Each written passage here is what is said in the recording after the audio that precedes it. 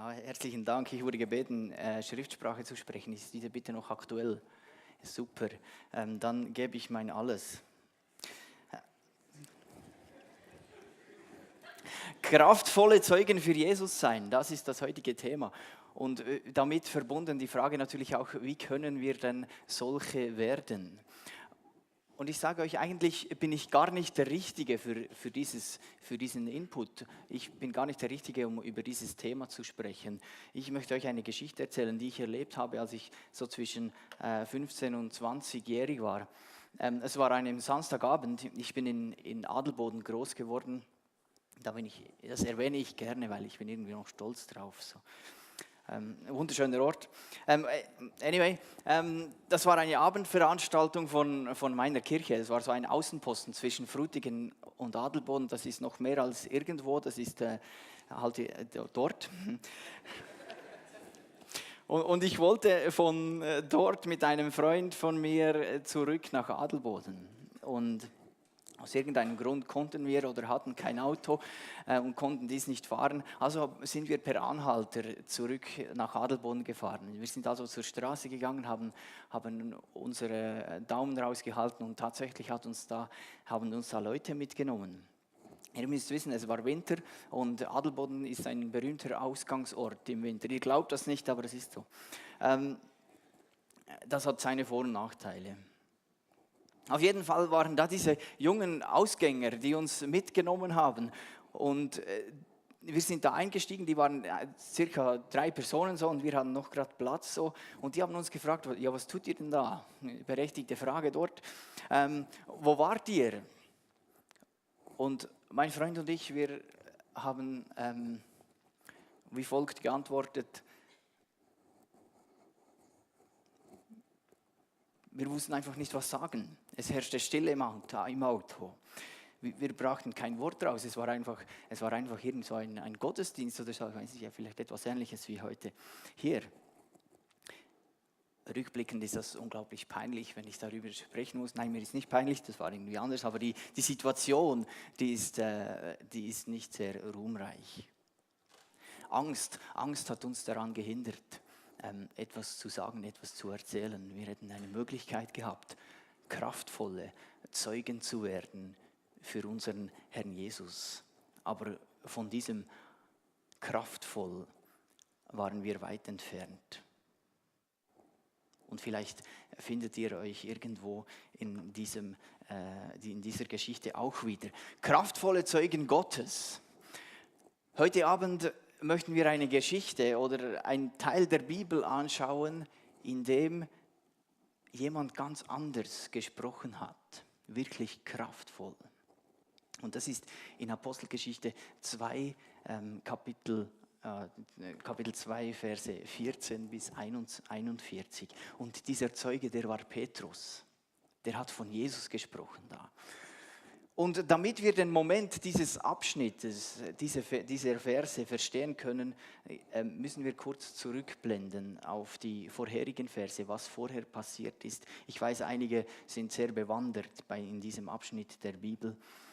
Petrus, er war einer der Jünger von Jesus. Ein Jünger war ein Freund von Jesus.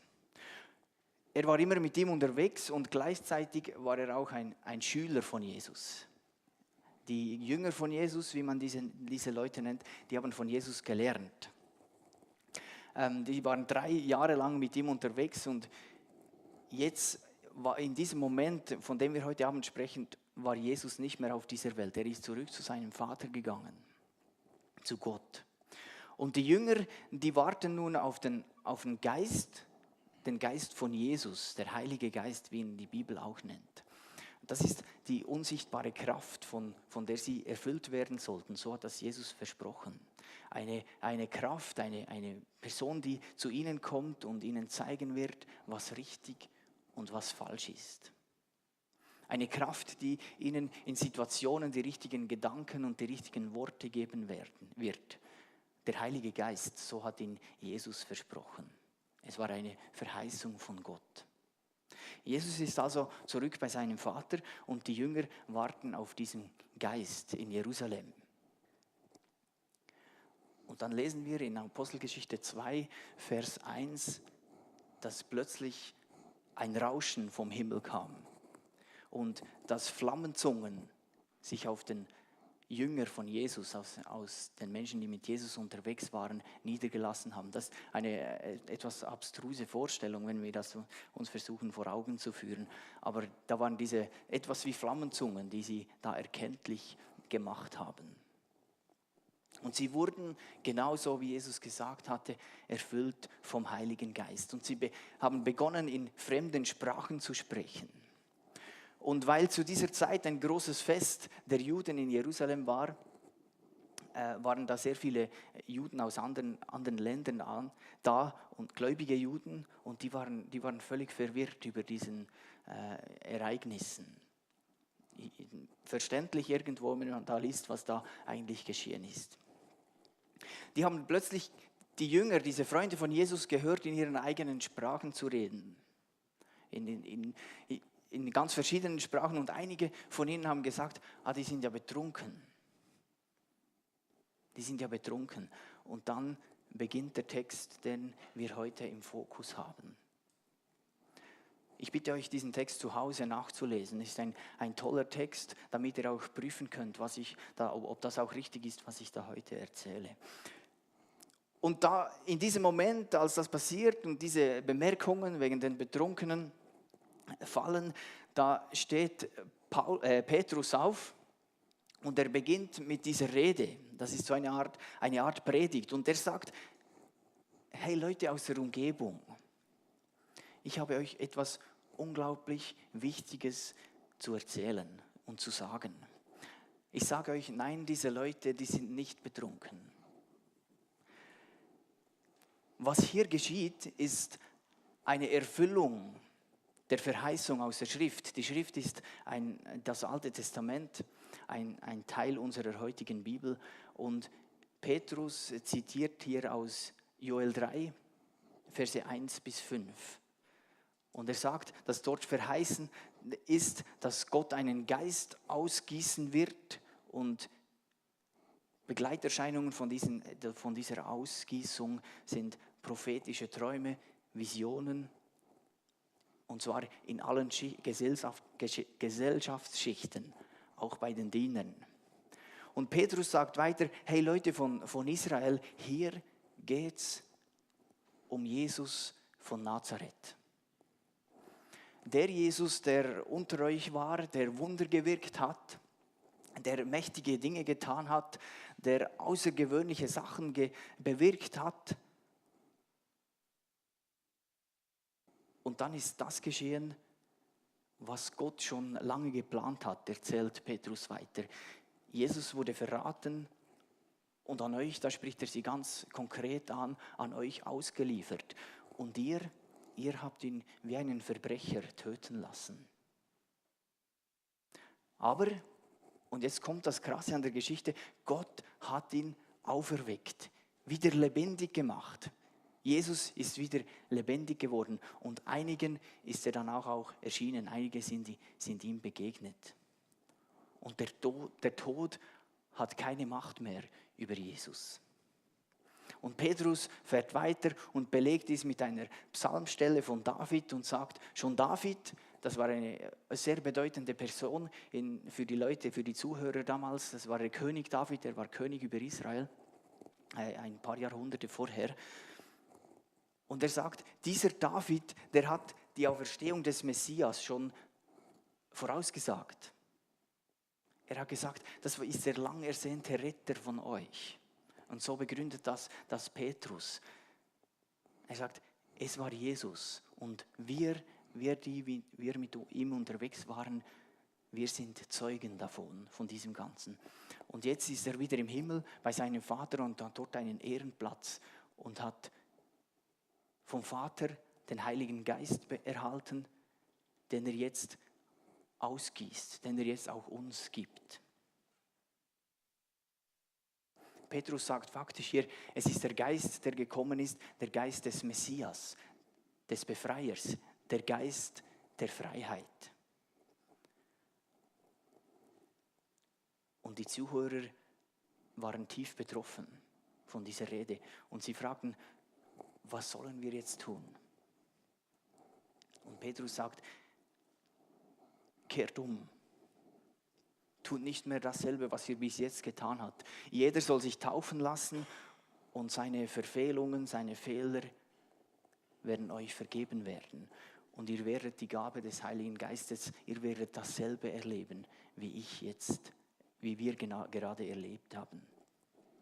Und dann sagt er weitere Sätze, die möchte ich euch gerne vorlesen. Denn diese Zusage gilt euch, die Zusage des Heiligen Geistes und euren Nachkommen und darüber hinaus allen Menschen, auch in den entferntesten Ländern, allen, die Gott, der Herr, unser Gott, zu seiner Gemeinde rufen wird. Und an diesem Tag haben viele die Botschaft, die Petrus hier verkündet hat, angenommen und sich taufen lassen. Und 3000 Personen sind da zum Glauben gekommen. Eine unglaubliche Geschichte. Ihr dürft es wirklich gerne nachlesen, tut das auch zu Hause. Die Rede des Petrus, seine Worte, die hatten eine wahnsinnige Wirkung. Petrus, das ist ein kraftvoller Zeuge für Gott.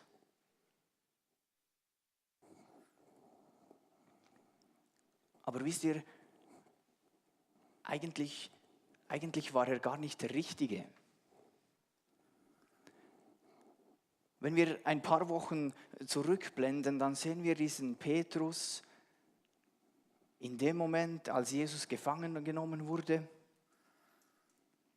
Da schleicht er so etwas aus der Entfernung mit und sieht zu, was wird wohl geschehen mit diesem Jesus? Und unter anderem sitzt er da mit einigen Leuten an einem Feuer und wärmt sich die Hände und plötzlich sagt jemand aus dieser Gruppe, warst nicht auch du mit diesem Jesus unterwegs? Und Petrus weiß, jetzt wird es gefährlich irgendwie und er sagt, nein, ich kenne diesen nicht. Und das Ganze wiederholt sich 3-mal. Und er sagt 3-mal, ich kenne diesen Jesus nicht. Ein kraftvoller Zeuge, der sieht anders aus.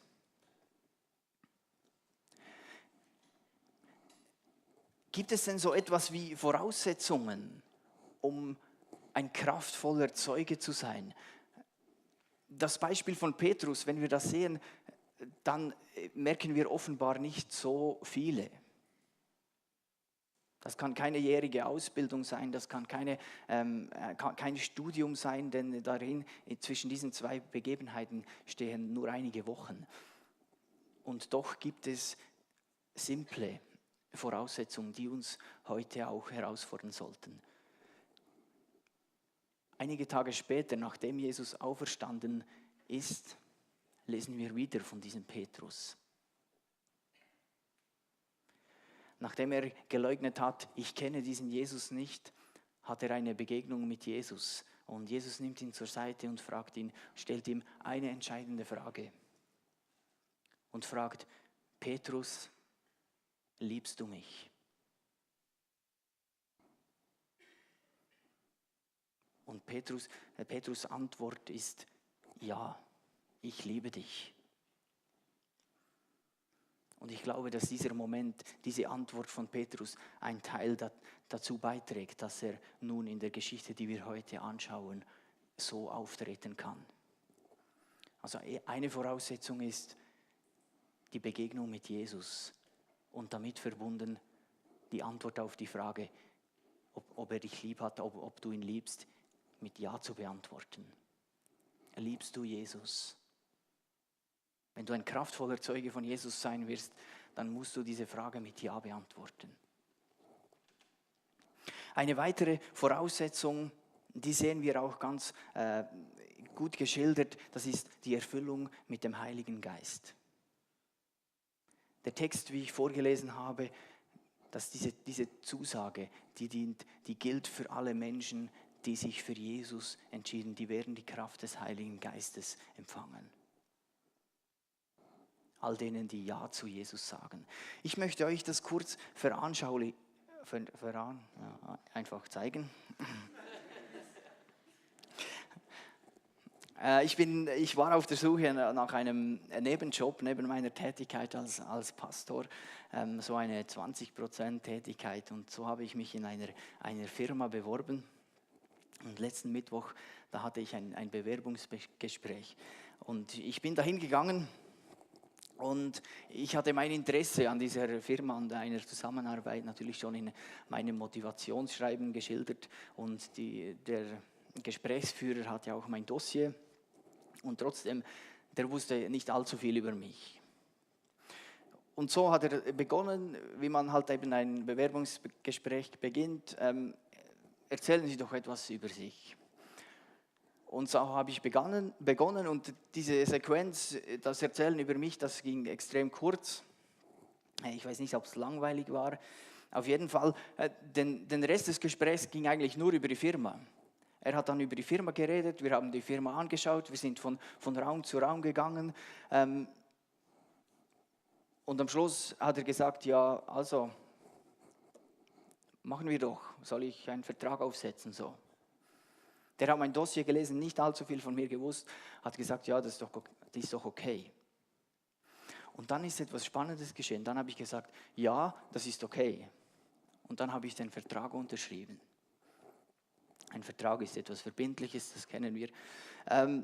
Aber dann ist etwas Spannendes passiert, weil dann hat die ganze Maschinerie begonnen zu laufen da in dem Büro. Dann waren da Leute, die wollten mir Kleider geben und die haben dann Kleider ausgesucht für mich. Also ich habe sie selber anprobiert.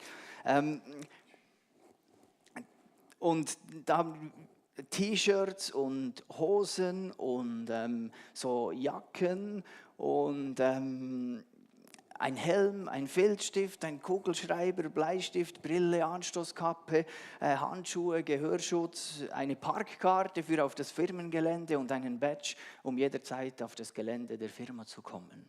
Ab jetzt.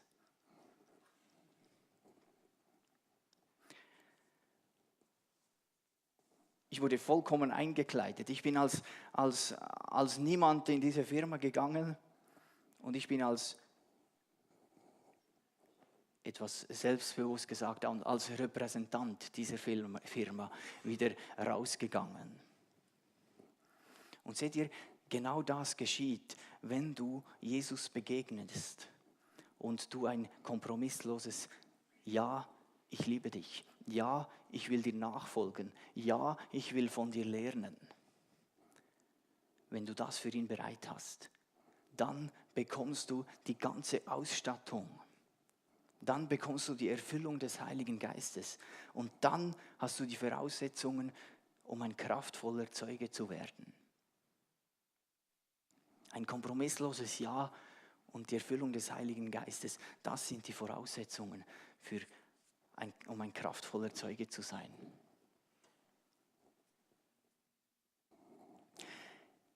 Dem Text können wir auch entnehmen, dass wir einige Merkmale erkennen, was denn so einen kraftvollen Zeugen ausmacht. Und ich möchte das Allerwichtigste erwähnen. Und das ist das Zentrum eines kraftvollen Zeugnisses ist Jesus Christus. Das ist irgendwie logisch, es geht ja um ihn. Jesus steht in der Mitte unseres Zeugnisses, von unserem Reden oder was auch immer wir tun, wenn wir Zeugnis geben von ihm. Und dann ist das Zeugnis kraftvoll, aber nur dann. Es ist dieser Jesus Christus, der Retter der Welt, der Freiheit für jeden bringt, auch für dich heute Abend. Jesus, der auf die Erde kam, von Gott gesendet, wie wir an Weihnachten feiern, weil Gott gesehen hat, dass diese Welt einen Jesus unglaublich nötig hat. Es ist dieser Jesus, der verurteilt und gekreuzigt wurde, weil er die Strafe auf sich nahm, die Gott eigentlich für uns bereit gehabt hätte. Die Strafe, die Gott von uns gefordert hat, weil wir immer wieder es nicht schaffen, Gutes zu tun, weil wir immer wieder das Falsche tun. Es ist der Jesus, der gefoltert und hingerichtet wurde, damit wir wieder mit Gott kommunizieren können. Dass wir mit ihm reden können. Er ist gestorben, damit wir eine Begegnung mit Gott, dass diese wieder möglich ist. Und es ist dieser Jesus, der dir auch heute das Angebot macht, ich habe Beziehung zum Vater, ich habe Beziehung zu unserem Gott wieder möglich gemacht. Ich war es. Und wenn du deine Fehler einsiehst, wenn du deine Schuld einsiehst, dann gibt es Vergebung, dann ist dieser Weg bereit. Aber nur dann. Und nur bei diesem Jesus und sonst nirgends.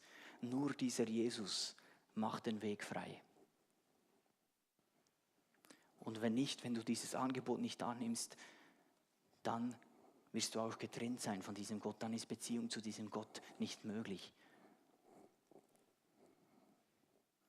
Dieser Jesus ist das Zentrum des Zeugnisses, eines kraftvollen Zeugnisses. Es heißt auch, es wird von ihm gesprochen oder man erkennt ihn in unserem Handeln. Ein weiteres Merkmal von einem kraftvollen Zeugnis ist, es erklärt, wie das Petrus auch tut im Text, eine unverständliche Situation im Licht der Bibel und im entsprechenden kulturellen Kontext, so dass es alle verstehen können. Petrus erklärt in diesem Beispiel das Aufkommen, dieses Phänomen von den Sprachen. Er erklärt es vom Alten Testament her, von der Schrift, die Leute kennen, und er knüpft an Dinge an, die den Zuhörern bekannt sind. Ein kraftvolles Zeugnis stützt sich auf die Bibel. Ein kraftvoller Zeuge oder eine Zeugin erklärt Dinge und verwirrt nicht noch mehr. Ein weiteres Merkmal ist, er erkennt oder sie erkennt und ergreift die Möglichkeit. Wir sehen hier bei Petrus, er merkt plötzlich, da ist Klärungsbedarf da. Die Leute beginnen Sprüche zu machen und so. Und es ist ihm ein Anliegen, dass das klargestellt wird. Und er tut es, weil er sieht, diese Menschen, die gehen verloren. Die kennen diesen Jesus nicht. Ich muss ihnen diesen Jesus näher bringen. Ich weiß nicht, ob er gewusst hat, was er sagen wird. Aber sein Zeugnis war kraftvoll, weil er die Möglichkeit ergriffen hat. Er hat es getan und der Heilige Geist hat gewirkt. Und die Folge davon sind, Menschen beginnen sich im Licht von Gott zu sehen. Und sein Zeugnis stellt Menschen vor Entscheidungen. Das sind die Merkmale eines kraftvollen Zeugen, einer kraftvollen Zeugin. Jetzt kann man berechtigt sagen, ja, was hat das mit mir zu tun? Ich sage dir, Gott hat nicht nur damals nach kraftvollen Zeugen Ausschau gehalten, sondern er tut es auch noch heute. Gott sucht kraftvolle Zeugen für ihn. Und öfter mal denkt er an dich. Und ja, es mag sein, dass du eventuell eigentlich gar nicht die Richtige oder der Richtige bist. Aber ich möchte dir heute Abend sagen, du kannst ein kraftvoller Zeuge für Gott sein. Du kennst die Voraussetzungen, ein kompromissloses Ja zu Jesus. Und dann bekommst du den Heiligen Geist. Dann hast du alles, was du brauchst. Du hast die ganze Ausrüstung. Liebe Freunde, es ist unser Auftrag heute. Es ist unser Auftrag, kraftvolle Zeugen für Gott zu sein. Und ich sage dir, den Weg, den Petrus gegangen ist, vom ängstlichen Verleugner zum kraftvollen Zeugen, diesen Weg kannst auch du gehen. Wir brauchen ein Herz für verlorene Menschen. Menschen, die wir wissen, die kennen Jesus nicht. Und diesen sollen wir kraftvoll begegnen in der Kraft Gottes. Wisst ihr, das Bewerbungsgespräch, von dem ich euch erzählt habe, das ist ein Stundenlohnjob. Und das funktioniert so, wenn diese Firma Leute nötig hat, dann rufen die mich an und ich kann dann gehen oder nicht gehen. Also ich kann Ja sagen oder Nein sagen. Und das kann auch ganz kurzfristig passieren. Da kann irgendwo ein Fehler auftreten und dann brauchen Sie am nächsten Tag sehr viele Leute und dann erhalte ich ein Telefon. Und so ist es auch bei uns. Wir können zu den Aufträgen, die Gott uns im Alltag entgegenstellt, Ja sagen oder Nein sagen. Die Ausrüstung haben wir. Aber wir entscheiden, ob wir sie einfach im Schrank liegen lassen oder ob wir sie ab und zu auch gebrauchen wollen. Jesus kann uns hier und da einen Impuls geben, eventuell vielleicht ein kurzer Auftrag, eine innere Stimme, ein Eindruck. Tue dies, tue das, geh zu deinem Nachbarn, lade ihn zum Kaffee ein oder was auch immer. Vielleicht etwas ganz anderes, vielleicht etwas ganz Kurzes, vielleicht eine ganze Lebensaufgabe. Ich möchte dich herausfordern und dir sagen, nimm sie wahr. Du hast die Ausrüstung dazu. In unserem Beispiel hat Petrus genau das getan. Er hat die Gelegenheit benutzt und Gott hat Großes gewirkt. Lasst Gott Großes wirken. Menschen retten, lasst Gott Menschen retten durch uns, indem wir unsere Möglichkeiten in unserem Alltag wahrnehmen. Entschuldigung. Ich kenne deine Erfahrungen in diesem Bereich nicht. Vielleicht bist du hier und da mal gescheitert, wie ich das auch bin, an diesem Samstagabend. Vielleicht ist dadurch auch dein Herz für deine Mitmenschen etwas abgeflaut und sie kümmern dich gar nicht mehr so. Vielleicht hast du Angst, vielleicht hast du Menschenfurcht und die lähmt dich. Ich sage euch, ich habe großes Verständnis dafür. Ich kenne diese Gefühle, ich kenne diese Angst, ich kenne diese Zurückhaltung. Ich weiß, wie oft, dass ich in solchen Momenten versagt habe. Aber ich sage euch, trotzdem sind wir ausgerüstet. Und die Bibel sagt in 2. Timotheus 1, Vers 7, wir haben nicht einen Geist der Furcht erhalten, nicht einen Geist, der uns Angst macht, sondern einen Geist der Kraft, der Liebe und der Besonnenheit. Das ist unsere Ausrüstung. Und mir persönlich hat es am meisten geholfen, mich einfach mal auf etwas einzulassen. Vielleicht mal einfach jemanden zu fragen, mal zu klingeln bei meinem Nachbarn oder was auch immer, kommst du auf einen Kaffee und so weiter. Und vielleicht hat sich daraus ein gutes Gespräch gegeben oder mit jemandem anzusprechen auf der Straße oder im Zug oder was auch immer. Ich brauche dazu unglaublich viel Überwindung. Vielleicht du auch. Aber ich war schon vor Gesprächen gestanden und habe gedacht, was soll ich nur sagen? Das ist so eine Situation, die kenne ich gar nicht. Wie soll ich darauf eingehen? Und Gott hat plötzlich das Gespräch geführt, weil ich da war. Er hat die gute Worte gegeben und einen guten Ausgang des Gesprächs geschenkt. Vielleicht bist du heute Abend da und du kennst Jesus noch gar nicht so richtig. Du hast noch kein Ja, ich liebe dich für ihn. Ich möchte dir sagen, heute ist ein guter Zeitpunkt. Jesus möchte dir begegnen. Sprich mit jemandem darüber, sprich mit den Leuten im grünen T-Shirt. Du kannst zu ihnen gehen, du kannst auch zu mir kommen. Kraftvolle Zeugen für Gott sein. Ich möchte das in der nächsten Woche. Und ich wurde neu motiviert durch diese Vorbereitungen. Oft bin ich gehindert durch Menschenfurcht oder was auch immer. Ich denke, was werden die wohl denken? Und ich vergesse plötzlich meine Ausrüstung, dass ich eigentlich gerüstet bin für diese Aufgabe. Ja, eigentlich sind wir gar nicht die Richtigen dafür.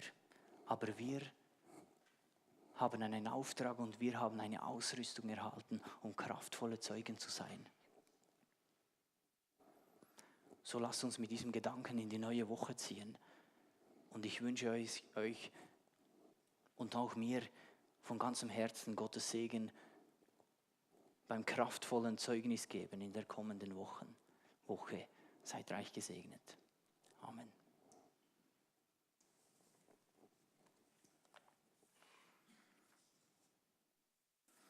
Himmlischer Vater, ich möchte dir danken, dass wir heute Abend da sein dürfen. Ich danke dir, dass du dieser Gott bist, der uns ausgerüstet hat, um kraftvolle Zeugen für dich zu sein. Und ich bitte dich um ein Herz, das die Not unserer Mitmenschen sieht, jene, die dich noch nicht kennen. Ich bitte dich, dass du uns motivierst, Menschen anzusprechen, dass du uns deine Ausrüstung, die du uns gegeben hast, vor Augen führst in den Momenten, in denen wir sie vergessen haben, Angst haben vor der Reaktion der Menschen. Ich danke dir, dass du mit uns bist und mit uns allen, mit jedem Einzelnen, der hier sitzt. Amen.